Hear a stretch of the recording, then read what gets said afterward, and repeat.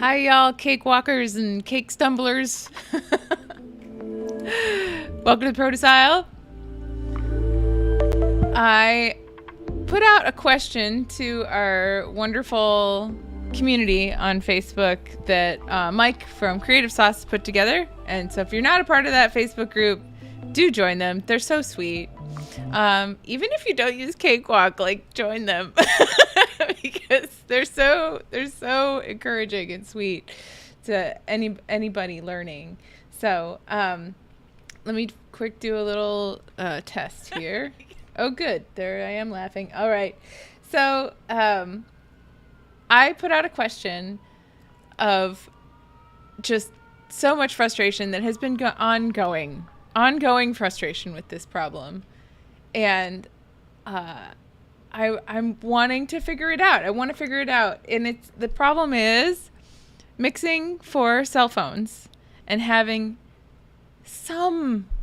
any bass presence at all. Bass lines are important to me. I feel like bass lines are important to people. they're what's underneath the music, giving it foundation and making us like move and feel the music. So I want to, through whatever trickery, whatever wizardry I have to do, I want to make sure that there's bass in my mixes for cell phones. I got a lot of people saying, hey, you know what? It's people who are like listening to music on their phones aren't really like your audience, but like, I think they are. I'm trying to make wallpaper music here that's like really pleasant to listen to, feels really calming and soothing. And you don't have to think about, I just, we need more calm in the world, and people are listening to music on their cell phones. Like the speakers on their cell phones I'm talking about, because headphones are a different matter. Like I can make stuff that sounds great in headphones, no problem. But having this constant issue of contending with cell phone speakers and lack of bass response. So I have several things I tried.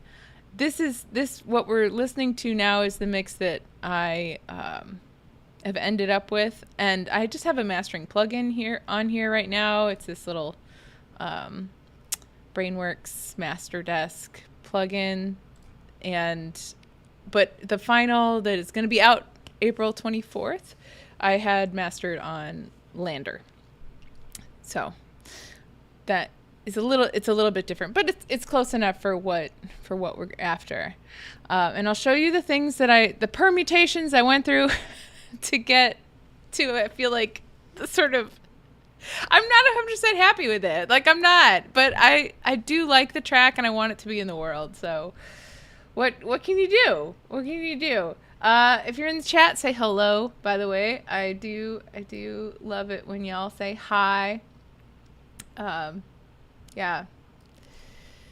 This issue is, I know I'm not alone in this issue of being frustrated with mixes as they turn out on the phone, like, because I'm getting to the point where it can sound great in my car, it can sound great on my Bluetooth speaker, it can sound great on my headphones and through my monitors, of course, but then the phone just defeats me. So let's talk about that. This track playing in the background, it's a really great track. I loved working on it with Claire and Sarah Kramer bass. And I think really that's working with Sarah is what sort of put the fire under me to make the bass lines come through. But yeah, it feels like it was not effortless kind of thing. Like, you could see all the things I did for bass. All right, so first of all, let's listen to this a little bit.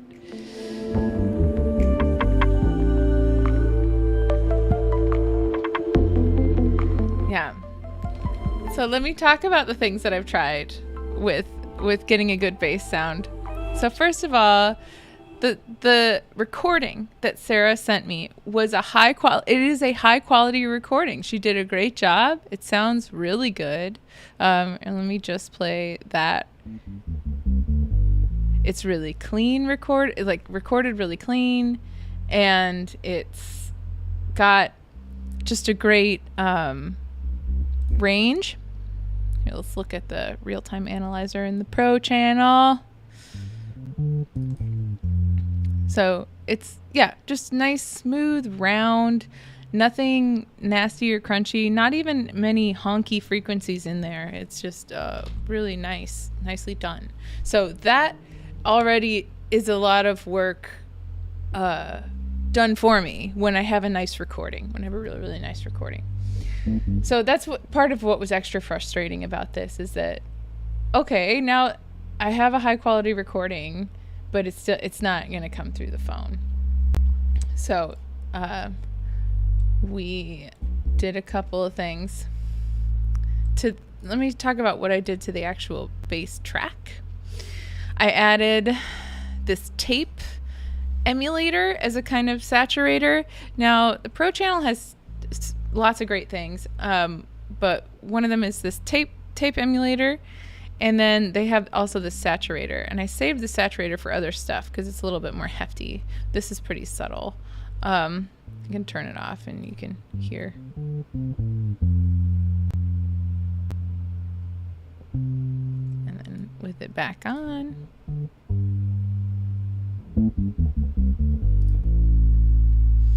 it's really subtle. The idea was just to put a few more harmonics in there. I don't know how successful that was. And I don't have any, I didn't put any compression on sides. The Sonatus compressor, which is sidechained to the kick, which you're also hearing. Let me solo the kick while we're doing, because that's an important thing, so that the kick, of course, I want the kick and the bass out of the way of each other. That's really, really important, and that's just really kind of first order of business with this sort of thing. So getting those two out of the way of each other, the compressor helps with that, and some EQing helps with that as well. So we did that, and it still wasn't coming through.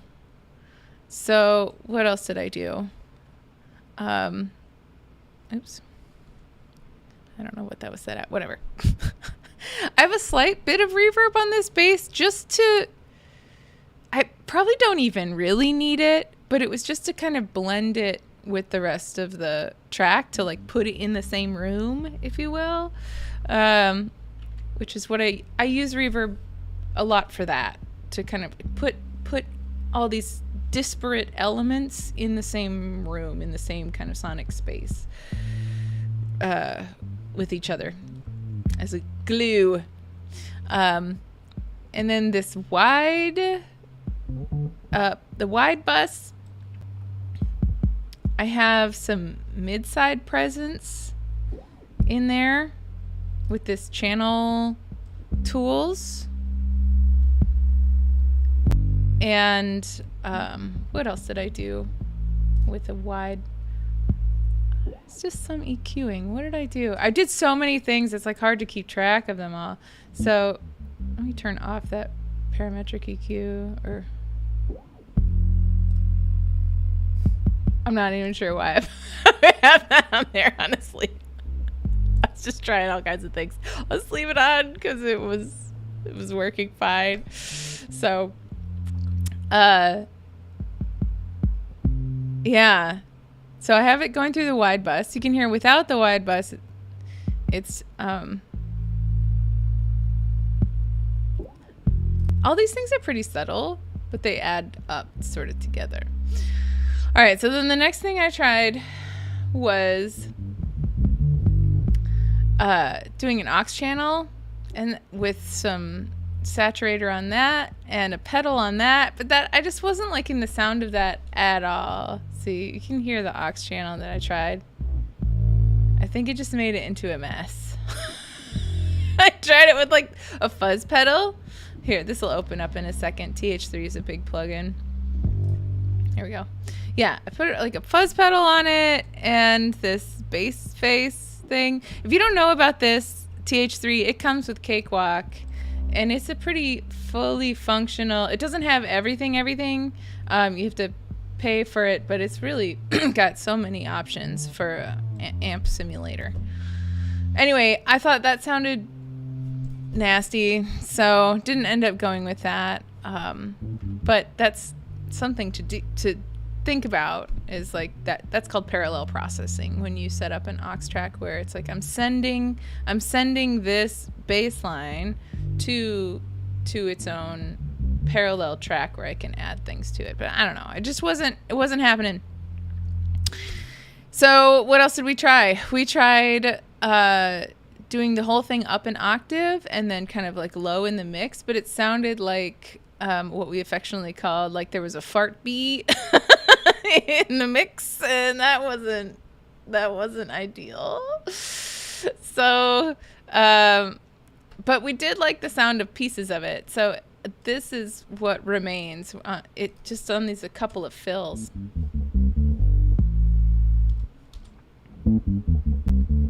And without it, again, really subtle. Can you even hear that?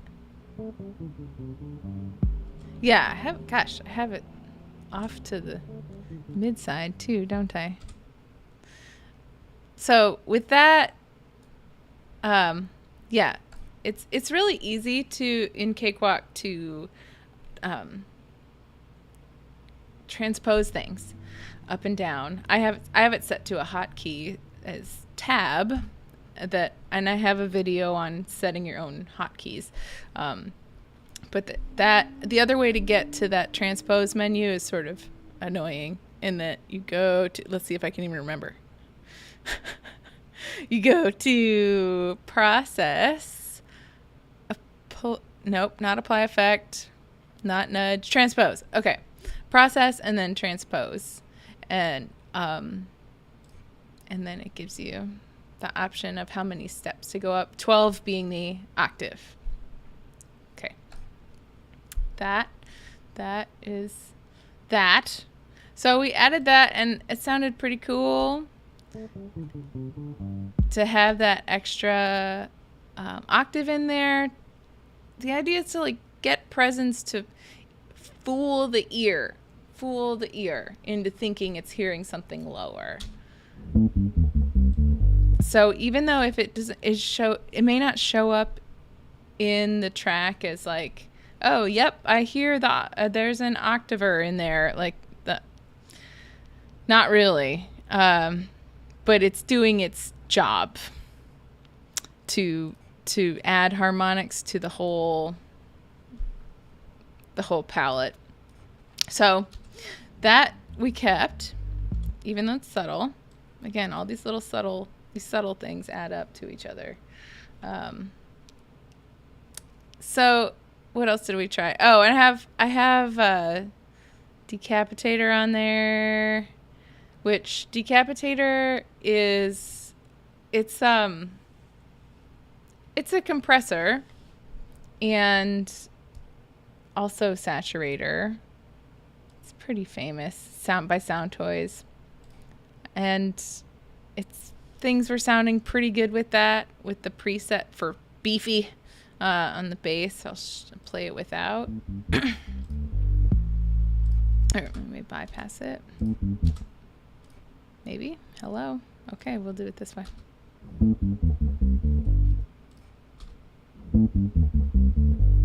So again, really subtle, but these things add up. Infra is a Blue Labs thing that is like, this didn't help with the phone bass, like with creating bass presence on a phone, but this helps in bigger systems where I can sort of fake a lower sub-octave and add in, but I did add in this, I take it back. Okay, I did some experimenting on my phone. Let me talk about this for a minute. Okay, I got frustrated with trying to find frequency response graphs of hi Super Rabbit, hi. Yes, we are workshopping the bass today, and I read through your email that you sent me, And I've been trying to like figure out how I can fool the ear into creating more bass. So yeah, the reference tracks that you sent listening to a lot of the Beatles stuff on the phone. Listening to that was pretty interesting. What else did you send? There was another one. Anyway, but it helped me to understand that what comes through the phone with the bass is like the pick sound, like the pickiness sound that can, like, if it's in rock genre music, like you can lean into that crunch and that sort of grunge sound, but I'm making smooth jazz here. So like I wanted it to sound natural and round and like big and sweet. So yes. Yeah, I really liked the work that you did on All Things Connect. I wonder if I can pull that up. But well, I wouldn't be able to listen to it on my phone and the stream at the same time. But yeah, you did a lot of in-depth work on that with the bass specifically. So I'm trying to learn more about how I can do that. And so a couple of the things. One of the things that I did to experiment, because I couldn't find the like frequency response graphs very easily. I don't know. Maybe I need to like look at Samsung's like fine, the fine print kind of paperwork stuff. But here's what I did. I have this frequency generator thing on my phone. Okay? It's a frequency generator. Here, let me make my image slightly bigger. Okay. This thing, I'm using it to sort of test my own phone to see drop off. And this is something I can recommend for everybody. Is like, get yourself a frequency generator. This one's sort of annoying. It has ads. I'm probably going to end up paying for it. But but get yourself a frequency generator on your phone and then just like start playing with it and see how low it goes, because I was not that surprised. So I have this all the way up right now, and it's not like it. Okay. I'm not hearing anything. Right? But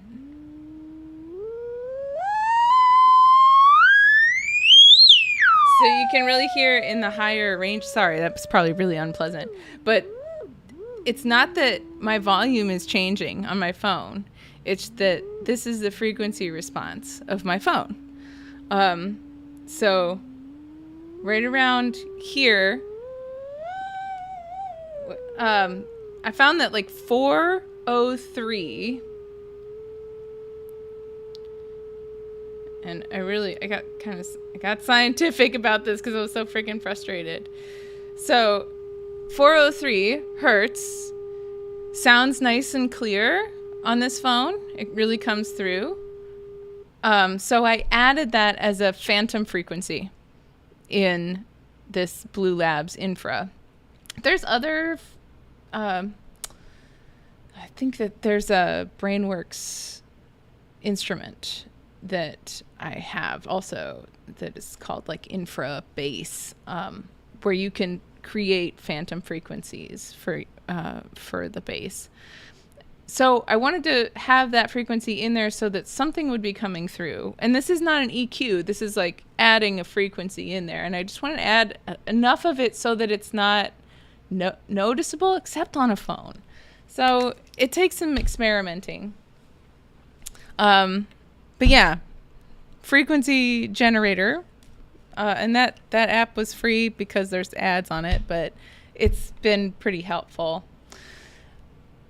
Okay, so that was a thing that I figured out. I hope that maybe that can help you if you're looking to figure out how to make something sound better on your phone. is actually test your own phone and see where the frequencies are. And a lot of phones are going to be kind of a similar graph because they're made mostly, this might have changed, but mostly to pick up human voice and those frequencies. Much like in the days of, beginning the telephone, like the reason I love my telephone microphone is because it's picking up those human vocal frequencies so intimately. All right, so I've got my phantom frequency in there. I've got the decapitator adding some a little bit of distortion, just a little bit of distortion because I still want it smooth and round. Yes, Brainworks Subsynth. There it is. Thank you, Super Rabbit. Yep. And I have that one too. I didn't experiment with that on here. But this track is now set to be released. So like whatever I did here, it worked. It worked enough anyway. So I'm sharing that with y'all, the journey. All right, so this is all just on the original bass track. I can make myself small again. Giant head. Okay. This was all just on that original bass track. Decided not to go with using an aux track, although that's a perfectly legitimate thing to do. Got the bass octave with that's the usual compressor that's connected to the kick drum. Other than that, there wasn't a whole lot going on with that. So then comes our MIDI basses. We have one track out in the world of our lo-fi beats stuff, and it's called Busy Happy. And the bass sounds lovely on phones. It sounds fine, like you can hear it. And it's because it is it's an SFZ picked upright bass. So it's very jazzy, it's very real sounding. But it has that like upper pick thing. Yes. Super Rabbit saying the crucial thing, and I did this with the remix, is to have useful information up in the audible region of your device. Useful information. Yeah, that's the thing. Like with bass, so much of it is dropping off. In phones, like anything really lower than 200 is gone. And that basses are like around 60 and 100, and so you have to like fake it to make it sound like anything at all, because really, like, realistically, anything under 200 is just like either gone or just barely felt. Like I'm looking at my phone generator again and just not hearing hardly anything. So useful information. Okay, hello. Sir, 800 hertz in bass for 800 hertz. That's the thing. Like, that's crazy. That's really high, you know? That's more mid-range, like where, but that's where those picky sounds are kind of, like these sounds right now, like 800. Okay, this is 900. And, yeah, you have to get those, like, there's 813. You have to get those picky sounds to come out so that your ear thinks it's hearing bass. So anyway, this was the instrument that we used on Busy Happy, and since it worked well, I'm like, all right, well, let's just layer it in. So we wrote out Sarah's beautiful bass line as MIDI as best we could, and this is playing on this Forzando instrument.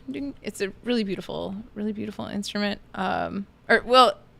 It's a beautiful instrument within this instrument. SFZ is just like a player, if you're not already familiar. And SFZ players, they're kind of like Contact Player, except that it's free, but it's based on samples from real people playing. Yeah. Oh, interesting. Okay. So Super Rabbit saying it's not even faking it. Like in the case of acoustic instruments, tuba, trombone, stand-up bass, and electric basses, there is harmonic information way up there. Yeah. Hey, Don Todd, nice to see you. Nice to see you in the chat. But yes, overtones. Yeah, but like Brocade, you're saying 60 is the body of the bass, but that's like gone. It's gone in a phone. Like it's useless in a phone. You still need it for the rest of it, but yeah, this was something that I've been just trying to figure out. So I think I've got a pretty good start on it. Anyway, here's this beautiful upright, jazzy upright, like jazz club bass. I love this instrument. It's like slightly out of tune. It's perfectly imperfect. And it's free. I think it came with the free playing orchestra. When I downloaded the Sforzando player from Versalis Instruments. Yeah. Anyway, it's a great instrument, and so we layered it in with everything. So now things have like that pickiness to it, right? So let's look at the two real-time analyzers here, the two EQs. I wish I could have them up together. I haven't had luck with that, like comparing the EQs for these things. Like, okay, here's our busy happy bass. Nope.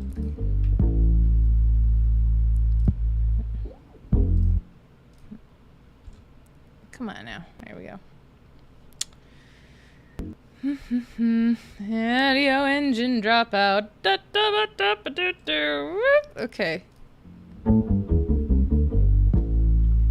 So for this one, because I didn't want this information, because the Sarah's bass, like the really nice recorded bass, is already taking care of it on the low end for like nicer systems than a phone.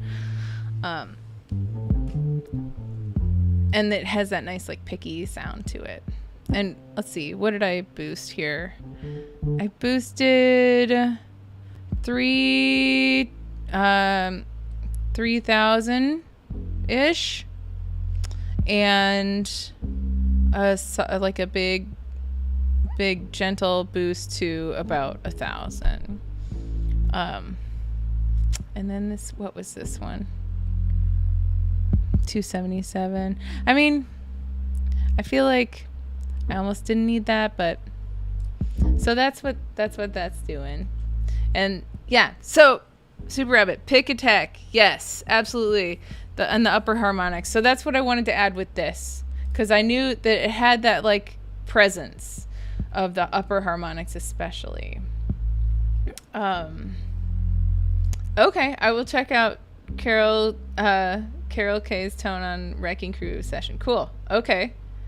Yeah, it's always good to have reference tracks. That was something that came up over and over in the Creative Sauce discussion on Facebook, is reference tracks, like having reference tracks, things that do sound good on your phone. So it'll give you hope that it's possible to have like a decent, half decent, third decent, God, like just any kind of bass presence. It's possible.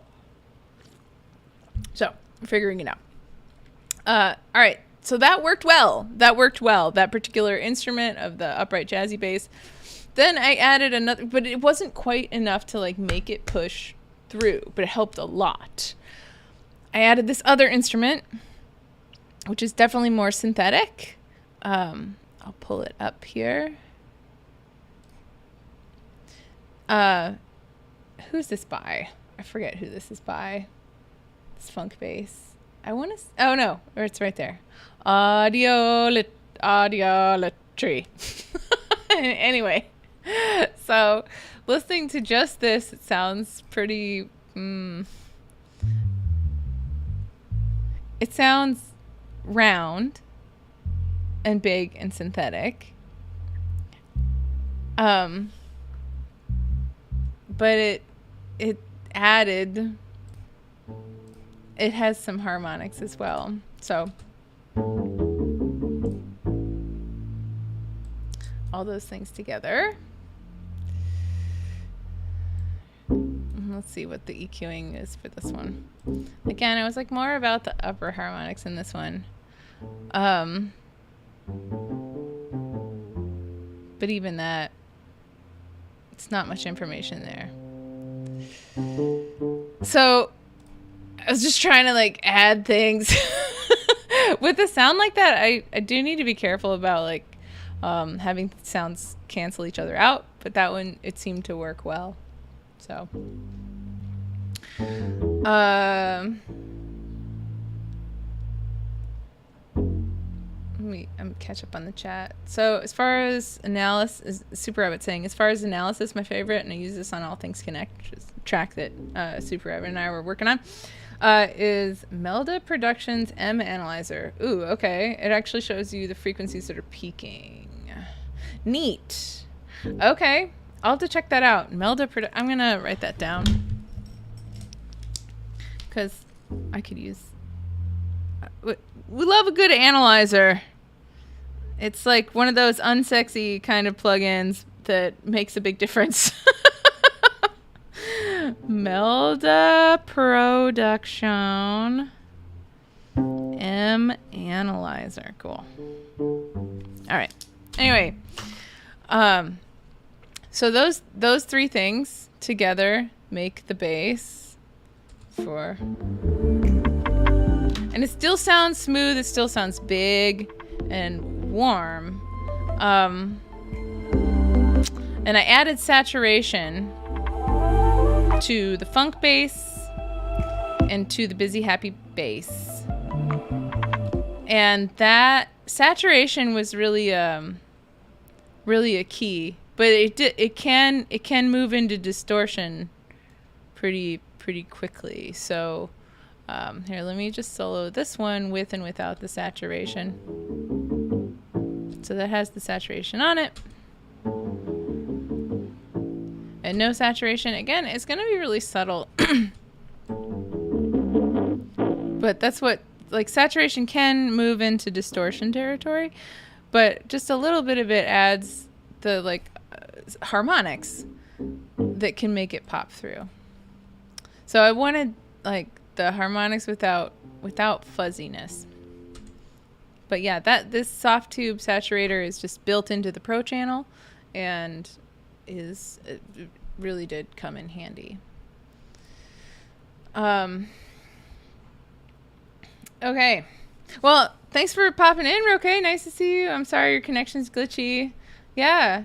But thanks for popping in and saying hi. I always appreciate it. Yes. Okay. To keep those upper harmonics away from the higher range instruments, you can do a lot of high passing on the upper range instruments. That's surprising for the bass to come through. Yeah. We did a lot of low cuts on everything else. Let's look at that too. That was another important thing for just the for the overall bass coming through any system, not just phones, was to have low cuts on just about everything else. So let me show that as well. Let me make these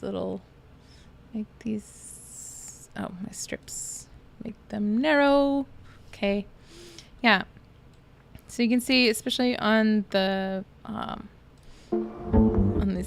synth instruments, I've got it cut all across the board there. And on the vocals, I cut out quite a lot of the lows as well. Yeah. And just had it was fun working on these vocals and like really treating them like just another instrument, like almost like a synth. Yeah. It's a great track. I think it turned out really good. And I'm proud of it. Let me show you maybe one of the most important things that I did to test the sound, and that's this bus. This bus right here, or it's not a bus. It's an aux track called phone. Can you see that? It's right next to my shoulder here. Phone. This little track here. I'm gonna scooch it over so you can see it. Hold Alt. Move over, please. There we go. Put it in the middle so you can see it. Phone. This, I built a frequency response of what I thought my phone does based on my experimentations with the frequency response generator, or the frequency generator. So anything under 200 is cut out entirely. There's a boost here and here, and then like the very upper harmonics are gone too. So thanks, Rabbit. I think it's a nice track too. We're very happy with it. It's beautiful. And yeah, you can follow us on Instagram, by the way, and on Spotify. Aloe Recliner, the aloe like the plant that soothes burns, and recliner like the lazy boy chair. Aloe Recliner, two soothing things together. Anyway, this bus, I keep calling it a bus. It's an aux track based on what my phone might be doing. I mixed through there, and I have it set to this little button here. This is the mono or stereo. So I have it on mono, and I have it with this EQ that is terrible. And with some compression on it too, because phones compress things. I didn't know exactly how much to put on, but I put on a little bit. I'm not trying to make this sound good. I'm trying to make this sound like a shitty phone. So that's the frequency response that I've set up when it's on mono.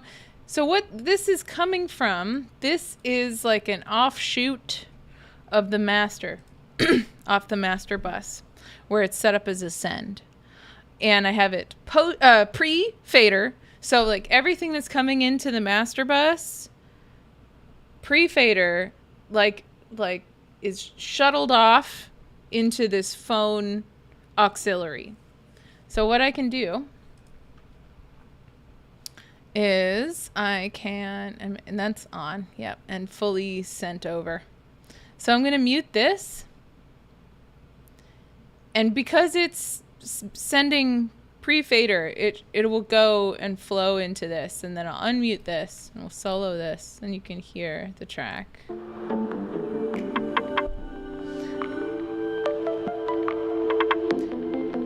And you can this mixing through this in the later stages, where I already had everything arranged, and I already had everything set up how I wanted with the sounds that I wanted, but then mixing through this bus, I want to treat it like a bus, but it's like it's an aux track. I tried to make it into a bus, but that wasn't happening. It had to be an auxiliary track. To set up something like this, you'd right click and go to new aux track, and that's what. Oh wait, no. I take that back. You'd go to this little plus sign here, and then go to new aux track. And that's what you'd set up your shitty phone bus.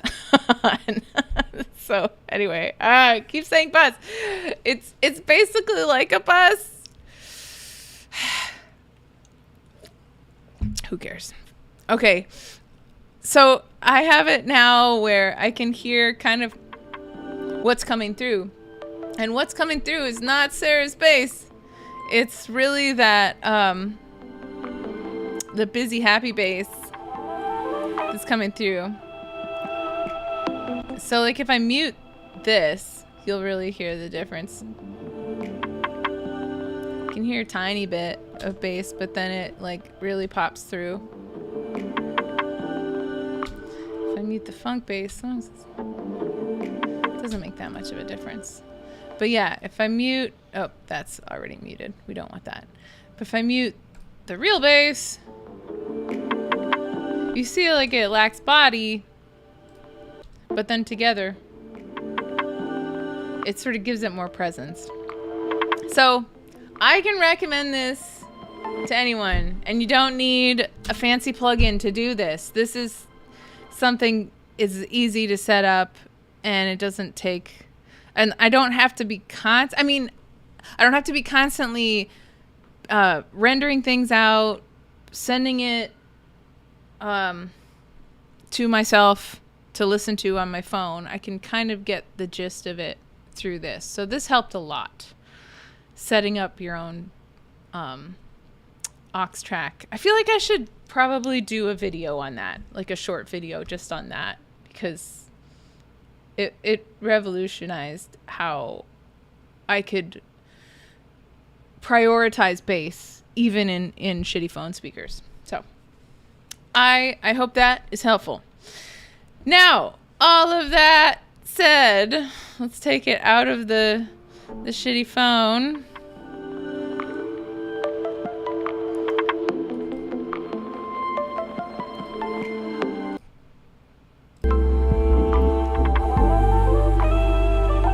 Yeah, the track turned out great.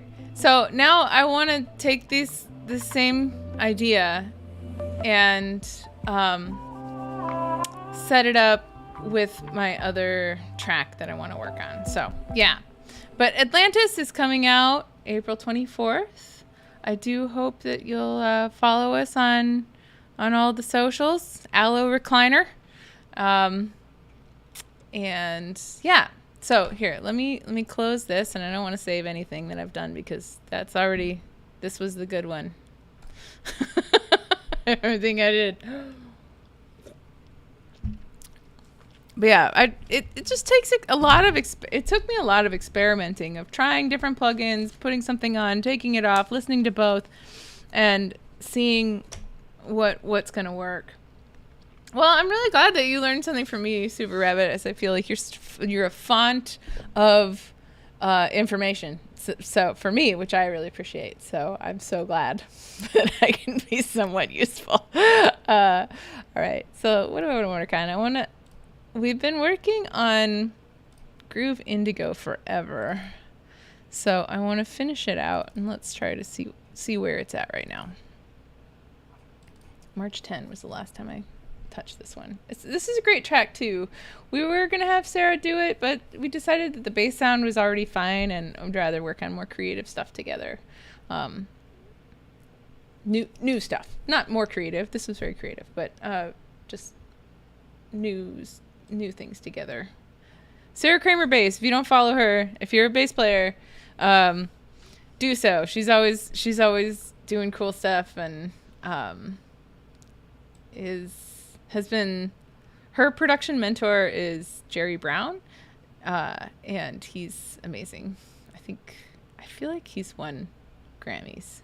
Anyway, Sarah's great, and this one does not have Sarah in it.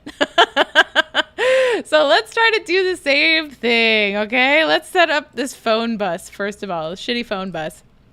Oh, First thing to do is save this as today, so I don't lose anything. I did have a cakewalk crash right before this live stream. Today is the 5th of April. My birthday is in 5 days. I kind of can't believe it. It's so weird. I'm gonna be 40. It's wacky. I feel like also these last 3 years have aged me by like 10 years. Because hell of a 3 years, folks. I feel like I'm not alone in that. All right, let's wait. Before we set up the shitty phone bus, let's just listen to what we've got so far. This is a fun track. And I'm gonna put this little mastering plug-in on it. Get rid of some of these other things.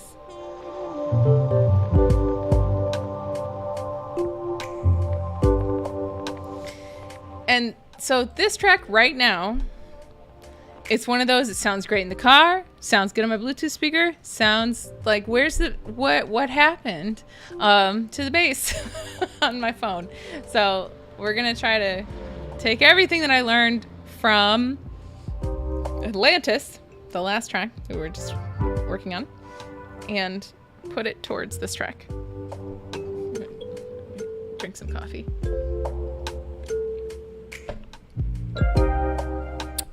Thank y'all for hanging out, by the way. I always appreciate it when I'm working on this stuff anyway. It's more fun to work with friends. Okay. Let me make things visually easier for myself. I feel like I ought to set up a hotkey for narrowing all the strips. That might be nice. All right, what have I done already to the bass? I have a lot of reverb on the bass, and that seems like maybe that's not a good idea. So what this tuned bass is I took the MIDI, so this is that same instrument from Busy Happy. I took the MIDI, I froze it, gave it its own track, and then I melodined it so that it was more in tune. So that's what that is. It is that instrument, but tuned up a little bit. And what else? Why is this muted? This might have been... Oh, it looks like this is the frozen... Man, well, it's been a month since I've touched this, so. I don't have a whole lot going on. Well, let's turn infra on. Already I hear. And let's do that for... What was it? For something. 403. Let's type it in. And like, I'm not gonna hear that really in my headphones, but when we get our shitty phone auxiliary track set up, I will we'll experiment with this on the bypassing it and turning it on, turning it off again. Okay, so I've got that in there. Let's put a little sub in there too, just a little bit. That's more to be more felt than heard. I want it to feel like a big, round, warm hug. Okay. Oh, Super Rabbit. What are you saying? Joni Mitchell. Hijira album has fantastic sound and a good example of EQ carving. Pastorius' bass is loaded with upper harmonics and her guitar is way high passed. Ah. Cool. And her lyrics are also good for people having spiritual growth... ... Spiritual growth periods. Ah. Is that what this is? Yep. Joni Mitchell. I haven't listened to Joni Mitchell in a long time. No, I don't think I've listened. I don't listen to much Joni Mitchell. I was thinking of Joan Baez. I really liked her album, Joan Baez's album, Play Me Backwards. It's an amazing album. It's out in the 90s. Anyway, okay, what else have I got going? I think I can take off some of this reverb because reverbing the bass can just make it sound muddy. Even though... Yeah, another thing I want to do on this reverb is set up a compressor, a side chaining compressor, so that things can get out of the way of other things. I'm just gonna set that up for now. We'll come back to it, but let me put it in there and just turn it off for now, but it's in there. I'm gonna come back to it. Let me first take off some of this reverb. What if we just took off all the reverb? Is it gonna sound like garbage?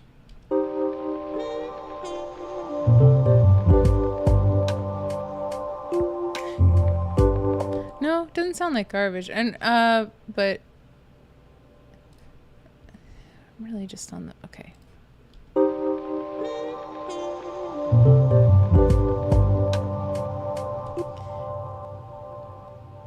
adds a lot of low rumble. I may not need it.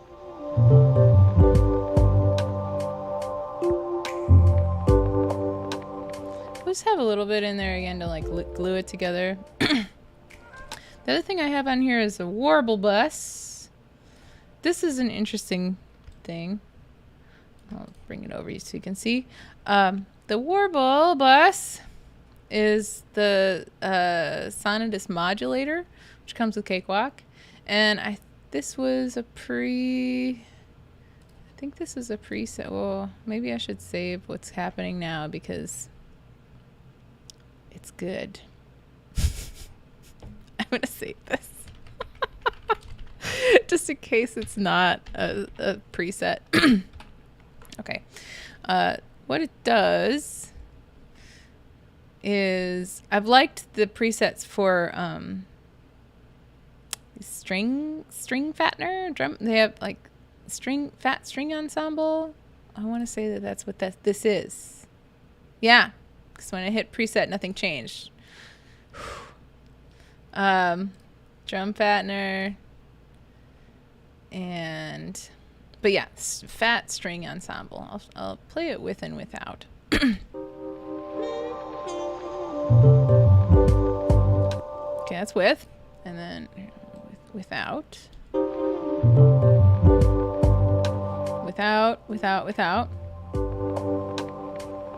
and then with. Subtle. It's subtle. Maybe if I solo it, you can really hear.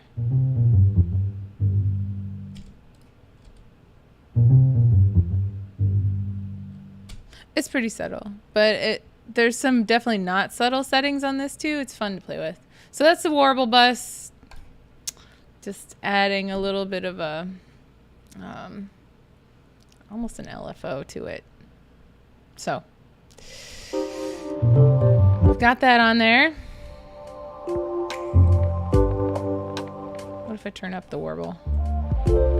Ooh, there, see there, you hear it.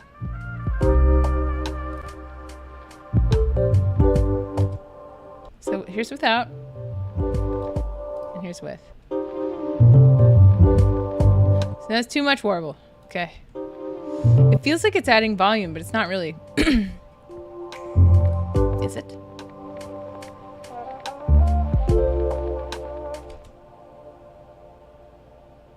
It's set to nothing.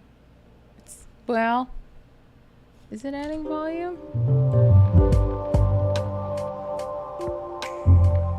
No.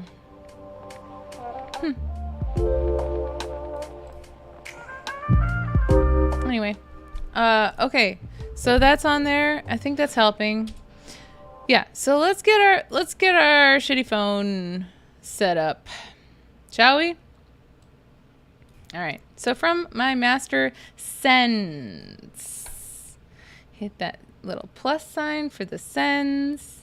New aux track. I'm going to send it all the way over and pre-fader.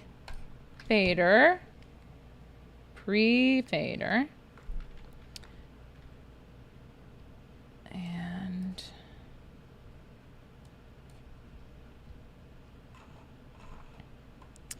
all the way to the bottom here. Oh, I'm going to drag it over.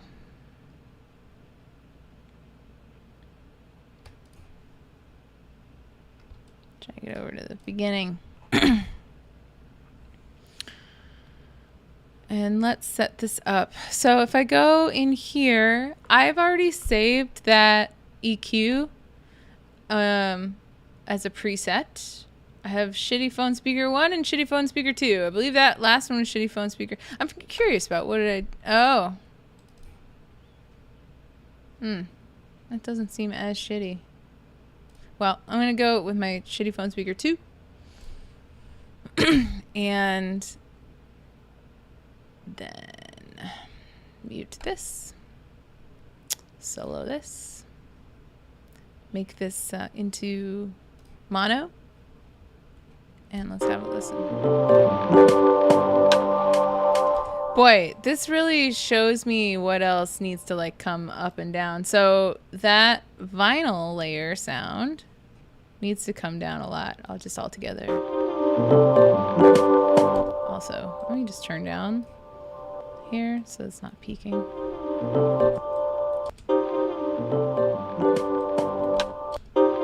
Oh, and I wanted to add a little bit of compression too. Phones do that. I do really sophisticated things with routed that you haven't explored. I'm all flustered. Well, thank you. That's funny.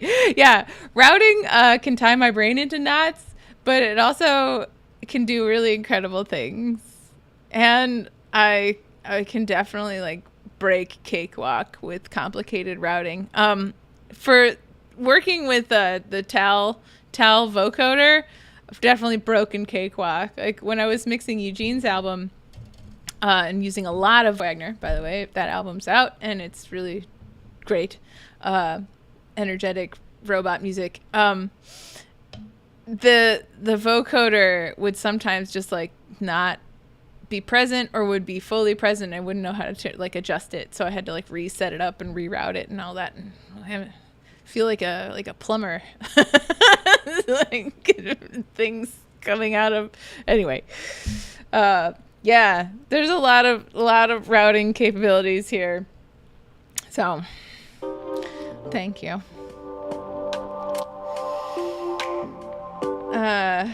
Okay.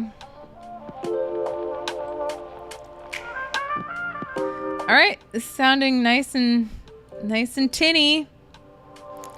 So this is our phone track, and I'm just gonna keep mixing through that, even though it sounds like garbage. But yeah, let's see what else we need to do to this bass to get it to come through.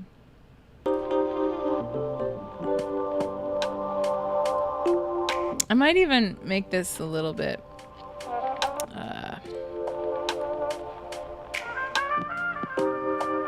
yeah, there we go. What was it? Like at 4:30 you could hear things. All right, that's nice and crappy. Can I save that adjustment? Yes. Okay.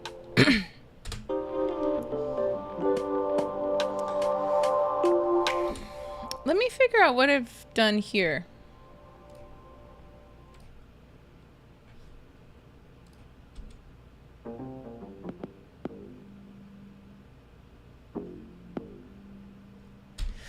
I feel like I want to get rid of this.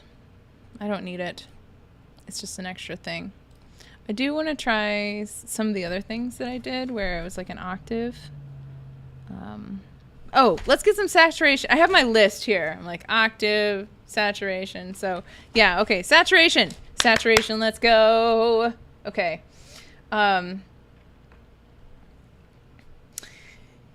Super Rabbit, yes, your tutorial on routing with Tal is key. It was key, and in my video I have a link to your forum post, which is excellent. So anybody who's interested in vocoders, please go check out that video, and then check in the links. You'll see Super Rabbit's very nice, clear forum post about it. It's excellent. So that was key. Yes. Saturators. Here we go. Okay. I think maybe I want like an overall saturator. Yeah, you can hear like nothing. Oh! I don't want this low pass on the bass bus.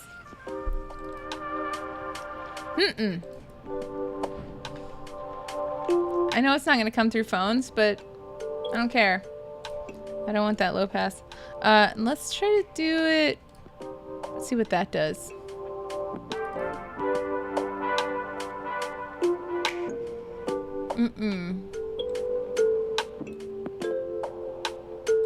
seems weird that would be the thing. Maybe pick emphasis. Okay, that's more like what I'm after. I need that. Doesn't have to be so. All right, let's do a little sweeping first. Let's sweep.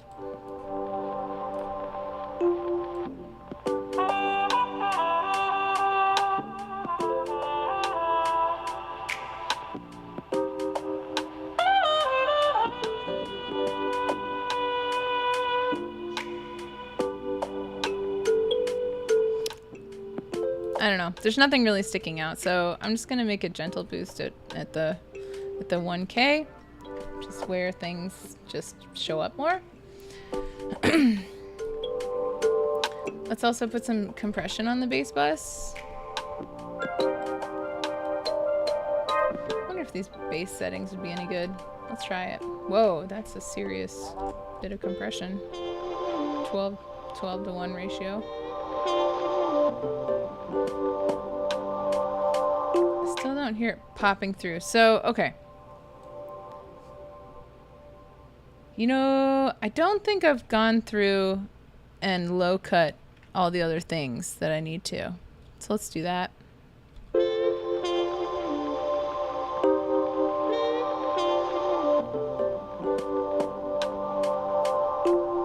Like, what this vinyl layer doesn't. Let's go through all of this. Let me make it so that I don't have so many sends visible. That way we can see the meters and our real-time analyzer. So let me take out the low in this vinyl sound. Look at how much rumble. I don't need that. Bye. Should have done this to begin with. That's all right. No shoulds. I want that crackly air sound. That's what we want. Good. Okay. Make sure this is clicked on. If you want the things in the Pro channel to work, you gotta turn them on. Click the button. All right. Let me see this pipe piano. This pipe piano, I do have a low cut on it. It's a big sound. I mean, like a wide frequency range sound.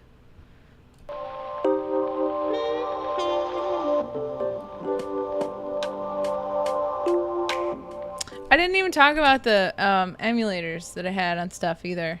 So that's something else. Let's talk about that. There is an emulator on here that came recommended by Super Rabbit. Correct me if I'm wrong. You went with the Nevi 88RS, the warm, rich, low end. So that was something else I did on the other track as well. It's like made everything run through this emulator.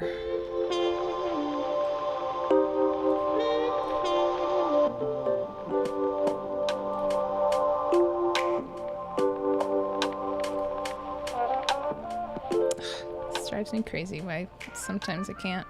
Yeah, there we go. Okay. Let's just run everything through the Nevi.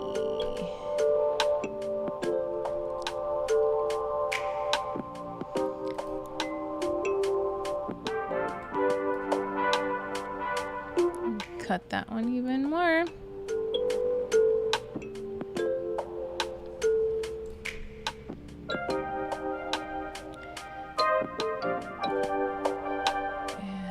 Piano. Oh, Super Rabbit, you're saying another software composition tip. WA Production just came out with Loop Engine, which is a cool chord progression generator. Love that. Love that. Maybe it wasn't the Nevi, but it, you had it running through something. Was it not the Nevi? Okay. Well, it was a very detailed email that you sent me, and I feel like I tried to follow it, so I feel like it was your tip. If it wasn't the Nevi console emulator, then it was like one of the others. But I think it does something. Does something. All right, let's look at my trumpets. I have these EQ'd pretty tight so they sound retro. They sound like they're going through a phone.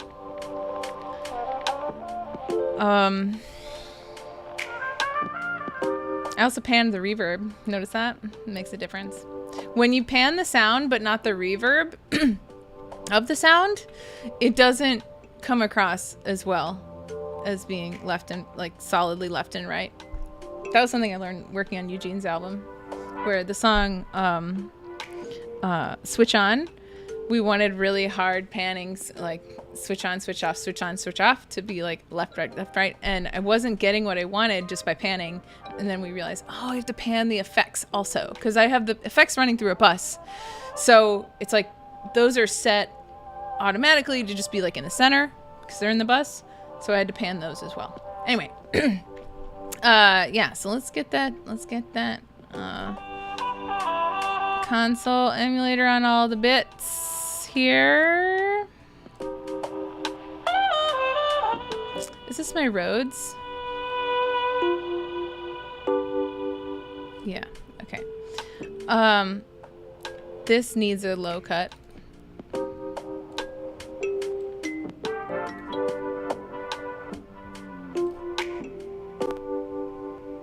I don't want to lose any character.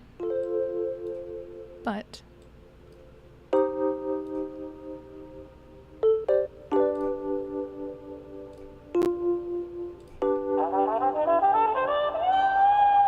I didn't want it too bright because the trumpets are nice and bright.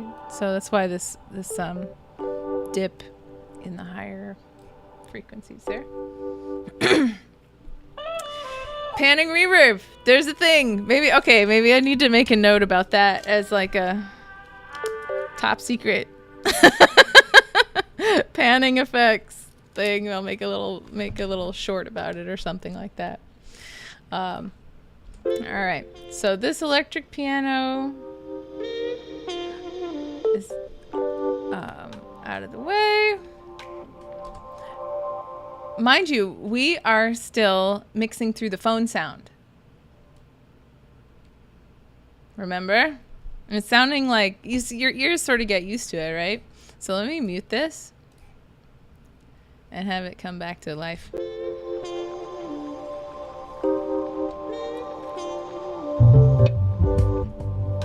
Whoa! The bass is now overwhelming. Does sound nice and rich and round though, but it is overwhelming.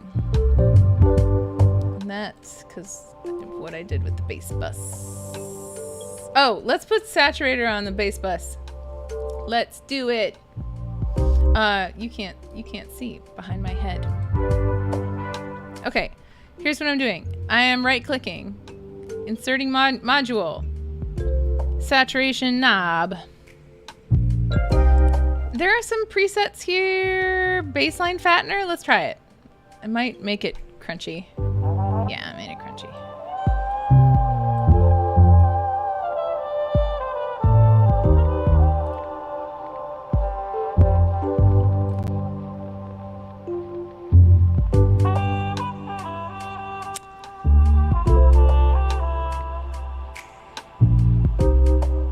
Actually, I don't want to mess with the gain here. That's fine. It can be what it was. I'm gonna deal with some compression.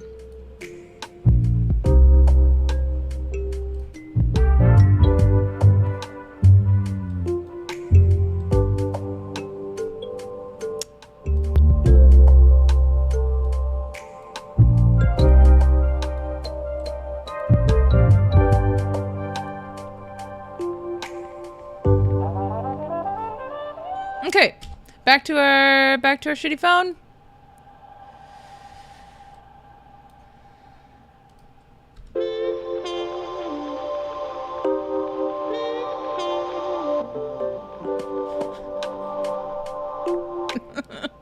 Sounds so bad. All right, let's put some saturation on this.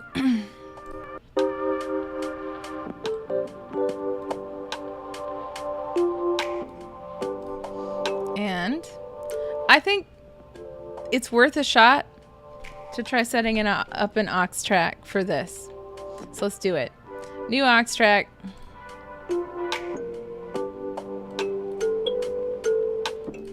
And we're gonna call this aux bass.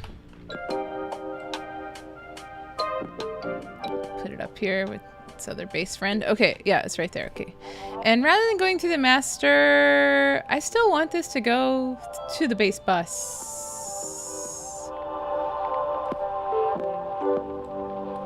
So let's have it go to the bass bus. God, where's my bass bus? Why am I not seeing it? There it is. Okay. Oh, okay. Super Rabbit. Throwing some chorus on a bass will also add upper harmonics. Rad. Okay, so this is what I'm going to do.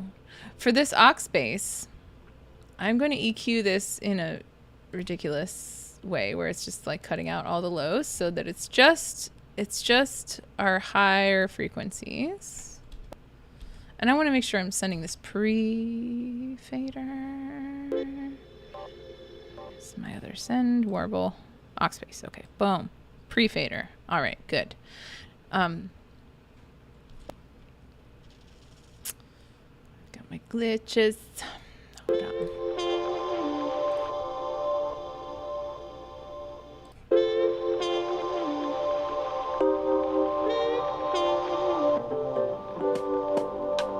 All right, so we're just hearing the aux bass here. Let's just make this like stupid boosted. It's like, yes, I can just turn it up, and I will. But let's add saturation to this. Not that much. Chorus. I love this idea. Okay, well, let's see. What's a good choruser? Let me see if there's anything in the as a style dial. Depth, bigger, wider, gator, no, grit, no. Maybe I might try the grit knob. Track lever, no. Pulse swelling effect, no. Smoother, no. Space.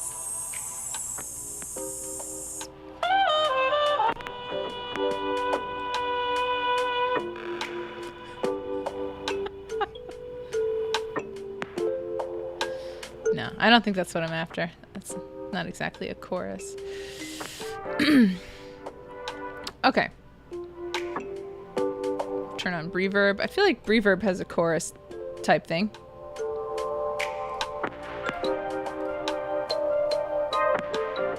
What really is the difference between like plate, reverb? I don't know.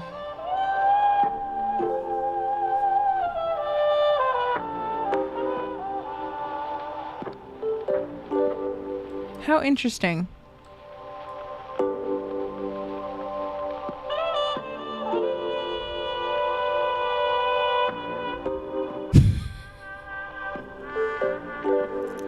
Still too loud, but let's try it in context with the other one.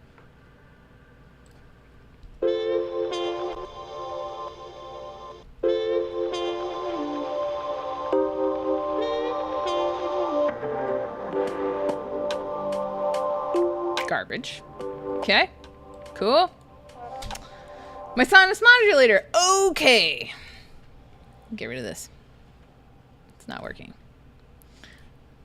I love the sinus modulator. It's so neat. That does chorus things too? Okay.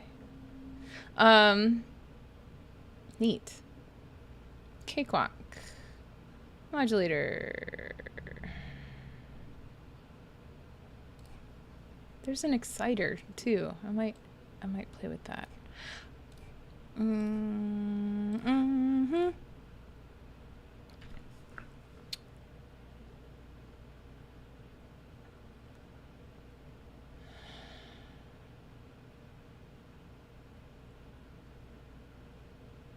What do you think?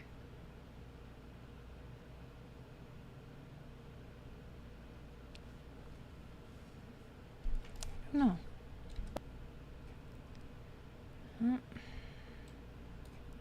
'Cause I get confused about like what's the difference between reverb and chorus and delay even, like, because delay, reverb is sort of under the umbrella of delay. So what's chorus then? Chorus is like multiplying the sound?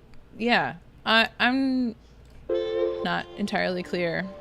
Chorus. I feel like I should have a pedal that's like a chorus pedal, though. Rather like that. I don't think it's really doing anything, though.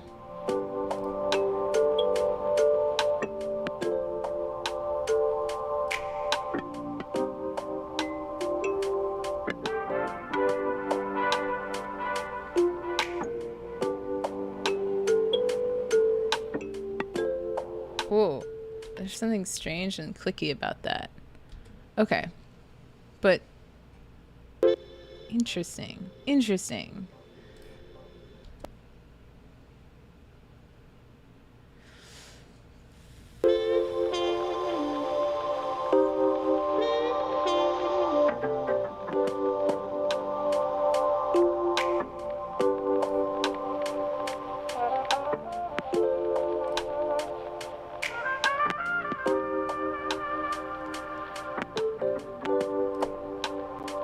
It's not making that much of a difference. Let's try something else. I'm very curious about this exciter, this high frequency exciter that might help. I don't think I've ever used this. So let's take a look. High frequency stimulator. Okay.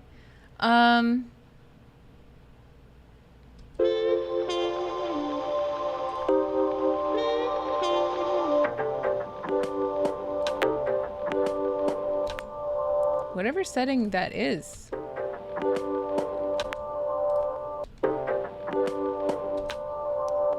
What kind of presets they got?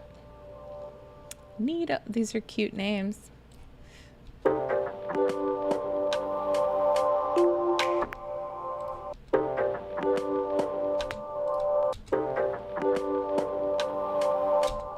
Surely there's another chorus in Cakewal, right?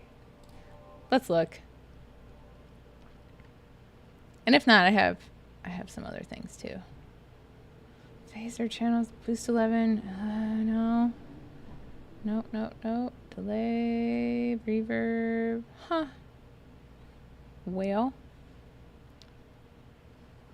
I've got this dead duck. Those are free. I rarely use these. These are ones where I've thought, maybe I should just like delete them. They don't come with any presets or anything. What is this? I don't quite understand rate. Oh, the rate. Chorusing. Okay. Man, I'm not noticing anything different. All right, let me turn off the shitty phone.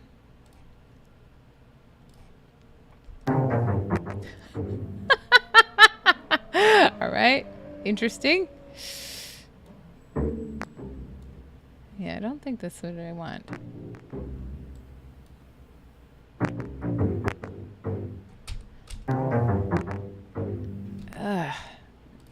No. That's garbage. Let me see what's clicking out. I think it's this.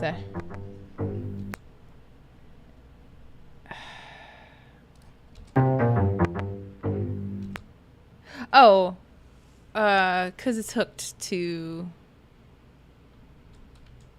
Well, but it's not. I didn't hook this to the kick drum, but the other.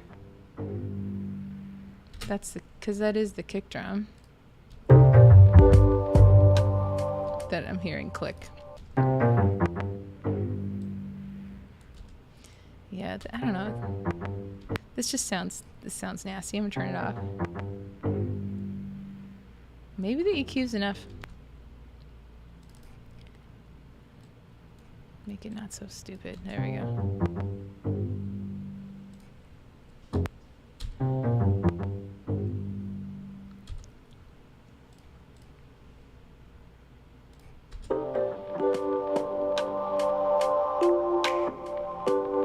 Here's the other thing to do. Let's turn down other stuff. Like, I definitely need to turn down this vinyl layer altogether. Like, we get it. It's vintage lo-fi. Okay, that's what it's supposed to be like. But let's turn down the kalimbas a little bit. Turn down the Rhodes. I've already got that down. Wait, is that what I'm using? Yeah. Okay, let's turn it down.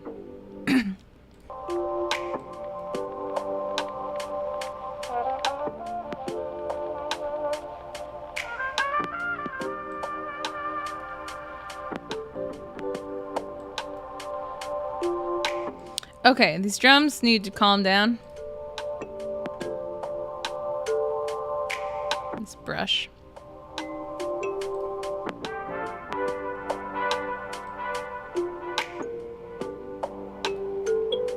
Doesn't need to be so present.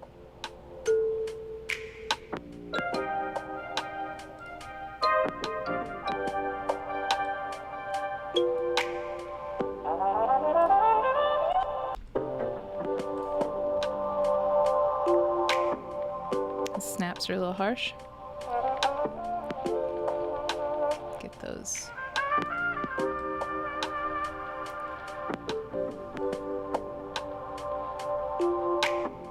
When I put more in and let less out, it can make it mellower. If that makes sense. The compressor.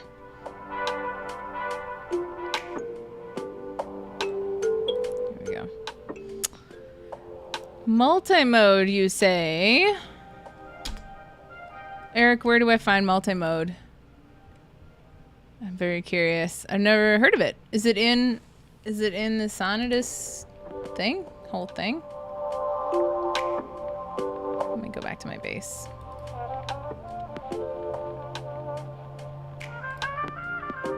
Like, is it Cakewalk and then multi... No. Do I not have it? Hi, Andre! Nice to see you in the chat. Hello! Yes, transient shaping. Thank you. That's what it means to put more in and let less out. That's transient shaping. Fancy. Nice to see you, Andre. Okay, open the browser. We're looking for a choruser. Eric has suggested that we put a chorus on my auxiliary bass track to help it pop through the mix. And we are currently listening through an auxiliary track that I have EQ'd to sound like a shitty phone speaker. So that's what we're hearing now. Let me play it full live version. Okay.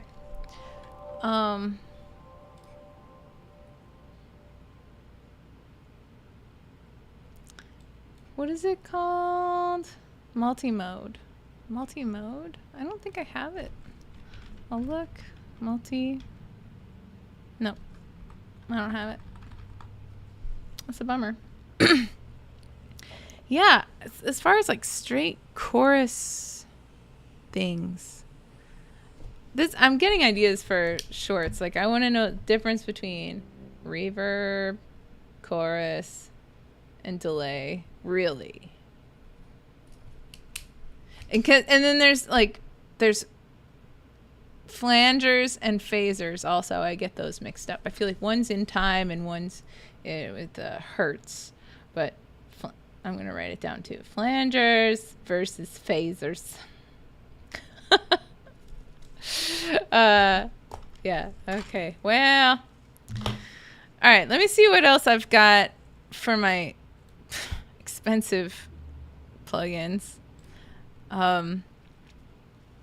last year I bought all the sound toys, and I feel like there's got to be, they have to give them clever names. I can't just call one like Chorus. Can they? All right. Well, let's look at Echo Boy. I feel like that's might be a chorus, possibly. And I'm gonna save my work because need to do that once in a while. Okay. Are we still? We're listening through the full fat version. When it deglitches here.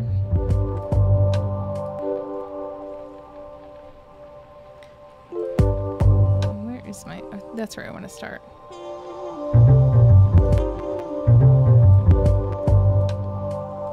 So in the full fat version of this song group Indico, the bass is overwhelming at the moment because I'm trying to balance. Oh, micro shift. Is that a chorus? Oh, okay. Is that what choruses do? It's like a chorus of people where all the people may be singing the same note, but there are going to be differences in tuning. And so that's what makes it sound bigger. Yes, that's what a chorus is. Okay. Let's forget this Echo Boy. Thank you. Yeah.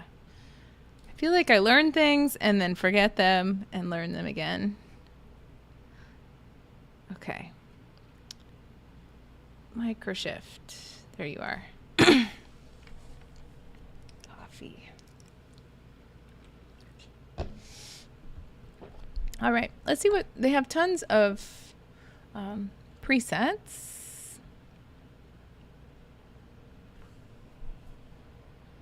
If I want to use any of these.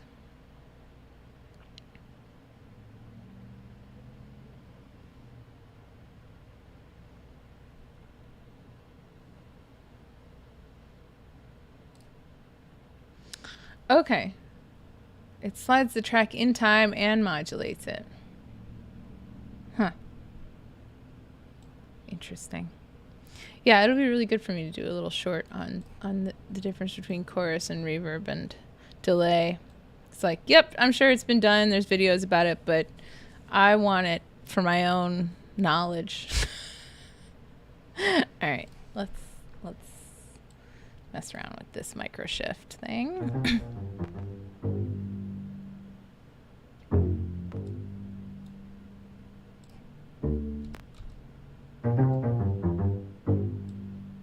It's interesting that the aux track, even though I have it pre-fader, is still picking up the compressor from the original track. That seems like a glitch.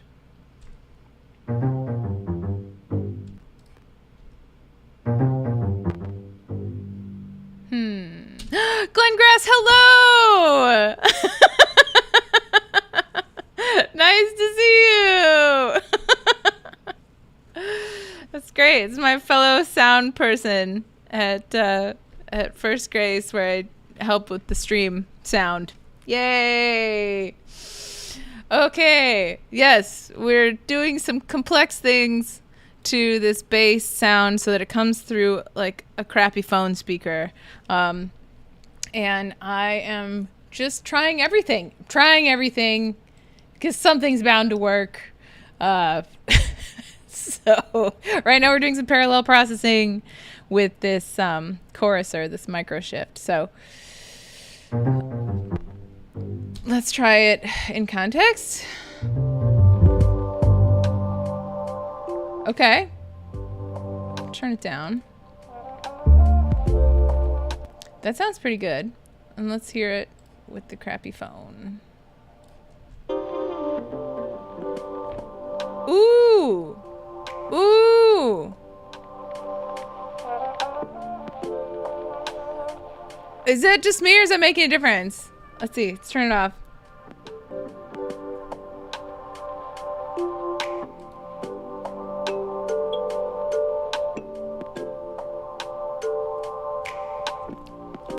I'm at that point in the day now where it's like, is it actually making a difference, or do I just want so hard for it to make a difference? It's hard to tell. I'm going to leave it on and say that it is making a difference. I will only really know when I play it on my phone. Because even though this is doing what it's doing, I won't really know. You heard a difference, Super Rabbit? Okay. Thank you, Eric. I think that's good. Here, let's what does this double do? Nope, I don't like it. How about that's a background vocal thickener. Clean and wide acoustic guitar, maybe.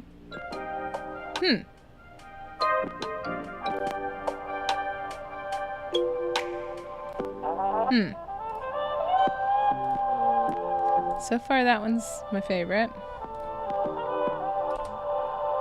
Here, let me take it off this again. Mute the phone. Ooh, that one's nice. Holy shift. That one sounds really nice. I do not like that this compressor here on the original is coming through on the aux track, even though it is pre-fader. Gosh, I don't like that.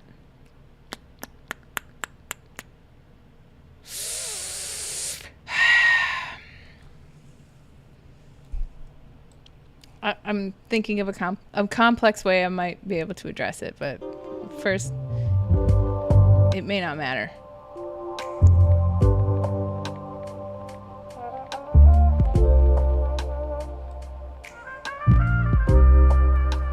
This is sounding nice and smooth. Like, even though I've got various saturations on there,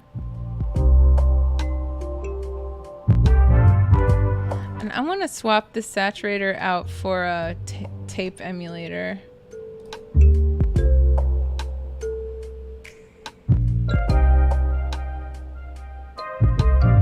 What PB level is. What are you? What does it stand for? Do we know? What if I turn it all the way up? It did something.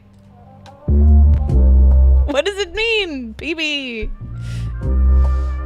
Sure did something though. Maybe it's something bass related. Well, anyway, I'll leave it at neutral. What does recording level do? What happens if I turn that all the way up? That's cool for like a hip hop track. And I don't actually need more noise in there. That's fine. We turn that down. All right. So this versus the saturator.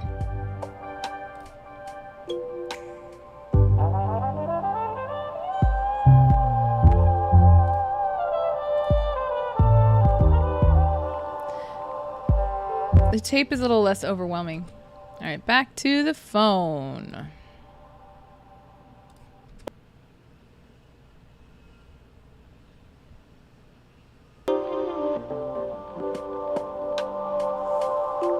Yeah.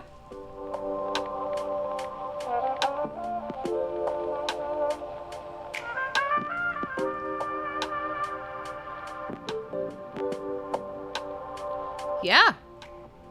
This is good. I hear bass. This kalimba. Let's address this kalimba. Oop, I just turned it up. Didn't mean to do that. Let's have more in, less out.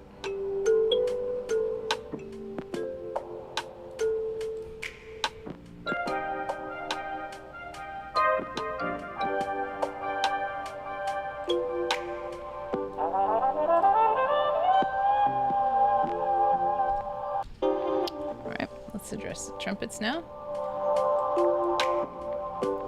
I'm still working on getting things out of the way of the bass, and that includes like bringing down the upper instruments.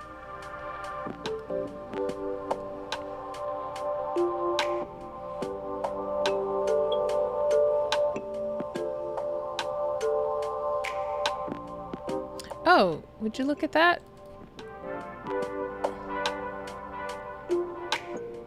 That must have been a mistake that I had that all the way up on the fader. I don't really deal with faders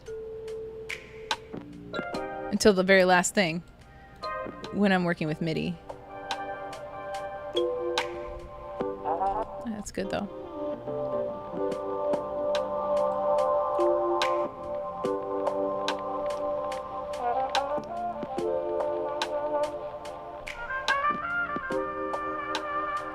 These are all right.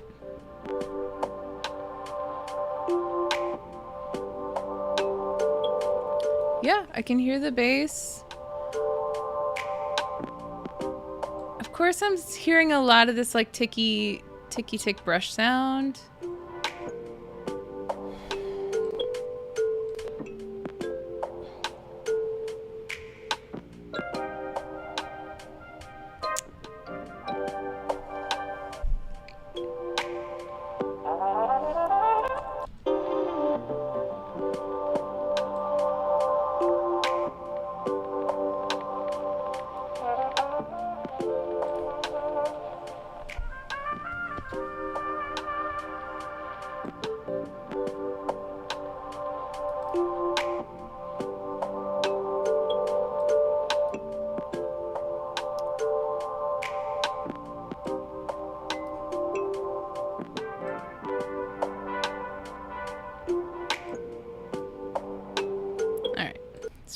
Again.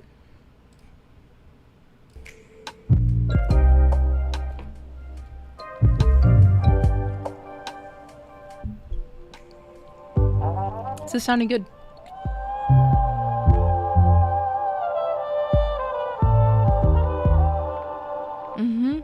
Yeah. Let's do some reverb panning on our trumpets as well. Oh, I did already. Good.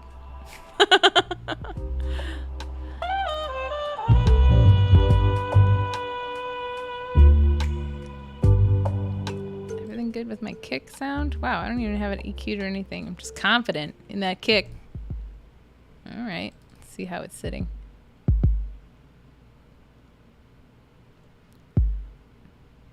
I'll take out some of, well, I don't want to take out the tops of it either.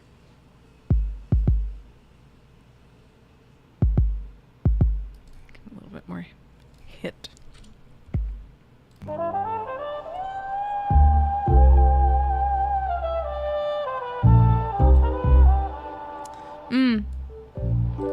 I'm missing some of my reverb there.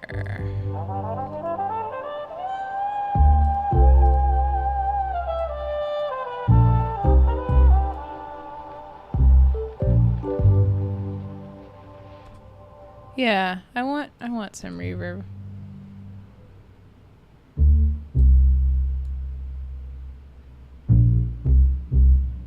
All right, great.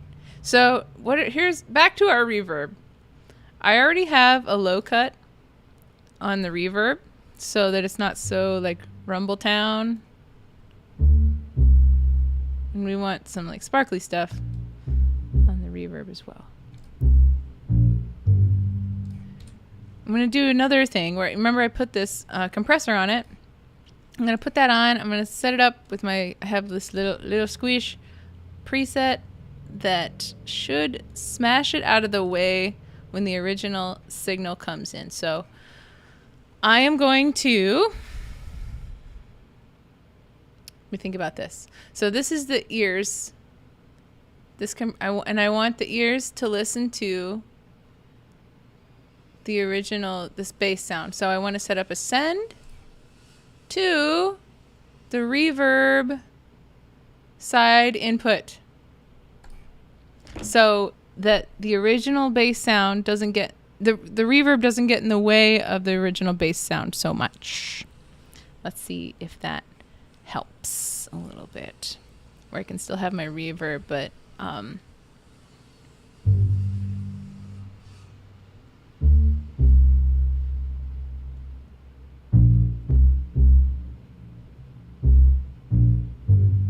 this reverb shouldn't be adding any volume. So I have it mixed to 100% wet, so that none of this dry signal is adding volume to the reverb.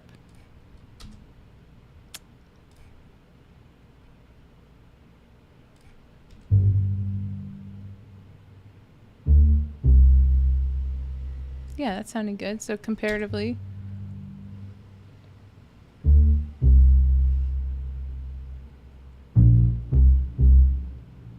so you can still kind of hear some of the, like, it's hard to hear, it's just so low, but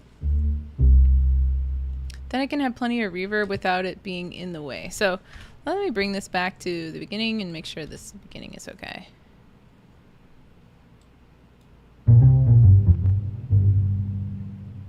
Yeah, good.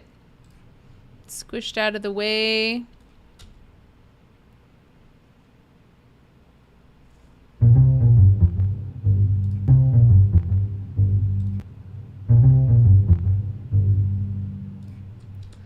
Just not liking how it's compressing with the kick. So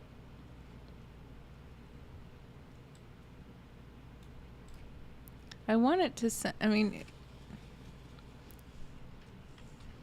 maybe I need to send it pre-fader? Doesn't really matter. It sort of clicks, you know? Not a fan of that. So, let me take the saturator off. How to make it not click?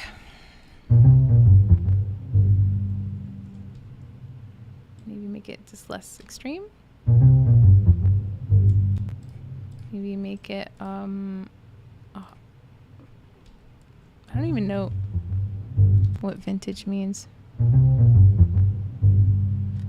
How do I soften that knee? Are there any options? Like what? Oh, that, like that. Neat. Okay.